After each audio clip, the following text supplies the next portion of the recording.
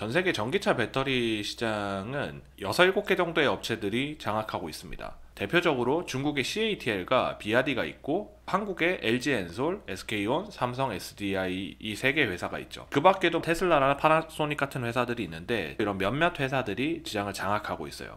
2021년도와 2022년도의 시장 점유율을 나타낸 차트인데 중국 업체인 CATL과 비아디는 큰 폭으로 점유율이 상승한 반면 한국의 1위 업체인 LG엔솔의 점유율은 크게 하락했습니다. SK온이나 삼성 SDI도 소폭으로 하락했고요. 한국 배터리 업체들이 최고 수준의 배터리 기술을 가지고 있다고 하는데 왜 점유율을 중국 업체에 넘겨주게 되었을까요? 중국 업체들은 LFP 배터리가 주력이고 한국 업체는 삼원계 배터리가 주력입니다. 바로 이 차이 때문에 이런 점유율 차이가 발생을 하게 되었어요. 얼마 전에 인터배터리 2023이라는 행사가 열렸는데요. 국내 최대의 2차전지 전시회입니다. 배터리 3사가 모두 LFP 배터리를 개발하겠다고 공식화했어요.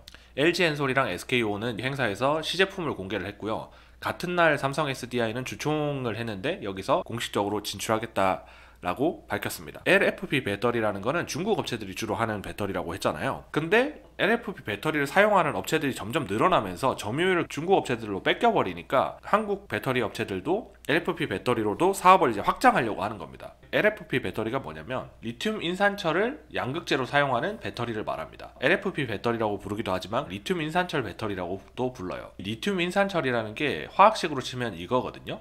이 중에서 L, F, P 세 가지를 따가지고 LFP 이렇게 부릅니다. 이게 리튬이고 이게 철이고 산 이렇게 해서 인산철 리튬 이렇게 읽어야 되는 게 맞지만 보통 리튬 인산철 배터리라고 하더라고요. 장점은 뭐냐면은 가격이 저렴하고 열 폭주가 발생하는 일이 좀 적고 수명이 긴 편에 속합니다. 대신 큰 단점이 하나 있는데 에너지 밀도가 낮다는 거예요. 전기차가 해결해야 될 문제 중에 하나가 주행거리거든요.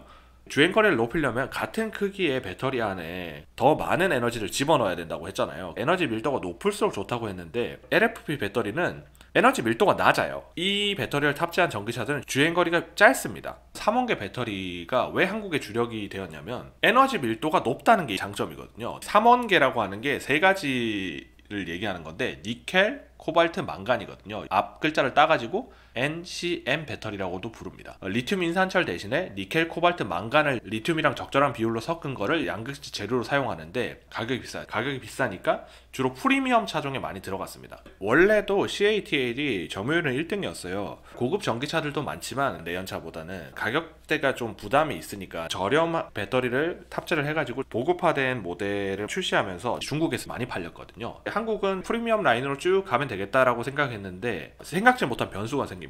원재료 가격이 미쳐 날뛰는 거예요. 니켈 가격이 3배 넘게 급등을 하고 코발트 가격도 거의 3배 급등하고 망간 가격도 2배 넘게 급등을 했습니다. 인플레이션이 첫 번째 이유고 러시아 우크라이나 전쟁의 영향으로 원자재 가격들이 전체적으로 상승을 했습니다. 추가적으로 세 가지 원재료들이 원래 매장량이 많은 편은 아니에요. 근데 전기차 수요가 최근에 급증하다 보니까 너무 많은 양이 필요해진 거죠. 원재료 가격도 너무 올라가는데 재료 자체를 구하기가 너무 힘들어진 거예요. 배터리 회사들이 이런 고충을 겪고 나서 결국에는 우리도 LFP 배터리도 해야 되겠다 이렇게 생각을 하게 된 거죠.